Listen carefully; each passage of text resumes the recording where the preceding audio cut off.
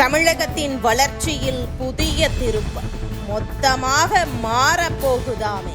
ஒரு மாநிலத்தின் பொருளாதார வளர்ச்சியில் துறைமுகங்கள், தொழில்துறை முதலீடுகள், உற்பத்தி மற்றும் வேலைவாய்ப்பு முக்கிய பங்கு வகிக்கின்றன. குறிப்பாக மும்பையில் உள்ள ஜவஹர்லால் நேரு துறைமுகம் பெரிய அளவில் லாஜிஸ்டிக்ஸ் மற்றும் ஏற்றுமதி மையமாக மகாராஷ்டிரா மாநில வளர்ச்சிக்கு உதவி வருகிறது. ஆனால் தமிழகத்தின் தூத்துக்குடி மாவட்டத்தில் ஸ்டெர்லைட் காப்பர் ஆலை மூடப்பட்ட பிறகு அந்த மாவட்டத்தின் வளர்ச்சி பெரிய அளவில் பாதிப்படைந்துள்ளது. இது மாநில வளர்ச்சிக்கும் தடையை ஏற்படுத்தியுள்ளது.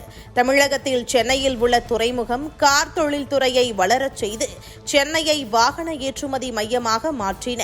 தூத்துக்குடி துறைமுகம் தென்னிந்தியாவின் முக்கிய கடல் நுழைவு வாயிலாக பார்க்கப்பட்டது. இங்கிருந்து ஆசியா, ஐரோப்பியா, மத்திய கிழக்கு நாடுகளுடன் ஏற்றுமதி, இறக்குமதி இணைப்பை வழங்கியது.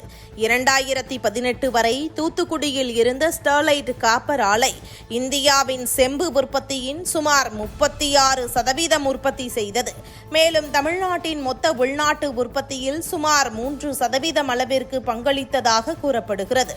ஸ்டெர்லைட் ஆலை இயங்கியதன் மூலம் பல சிறு தொழில்கள் மற்றும் துணை தொழில்களுக்கு வேலை வாய்ப்பு கொடுத்தது. உள்ளூர் மக்களுக்கு வேலை வாய்ப்பை உருவாக்கியது. துறைமுகத்தின் ஏற்றுமதி, இறக்குமதி, போக்குவரத்தை அதிகரித்தது.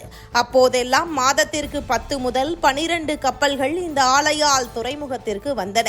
ஆனால் 2018 ஆலை மூடப்பட்ட பிறகு தூத்துக்குடி பொருளாதாரத்தில் பெரும் சரிவு ஏற்பட்டது. சென்னை துறைமுகம் 2020 முதல் 2024 காலத்தில் 7 முதல் 8% வரை உயர்ந்தது. தூத்துக்குடி துறைமுகத்தின் வளர்ச்சி சுமார் 5 முதல் 6% மட்டுமே இருந்தது. இதனால் தூத்துக்குடியின் வளர்ச்சி குறைந்தது.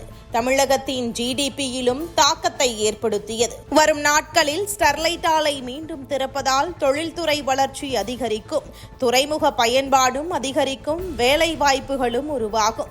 இதன் மூலம் தூத்துக்குடி மீண்டும் ஒரு முக்கிய துறைமுக தொழில்துறை மையமாக வளர வாய்ப்புகள் உள்ளது.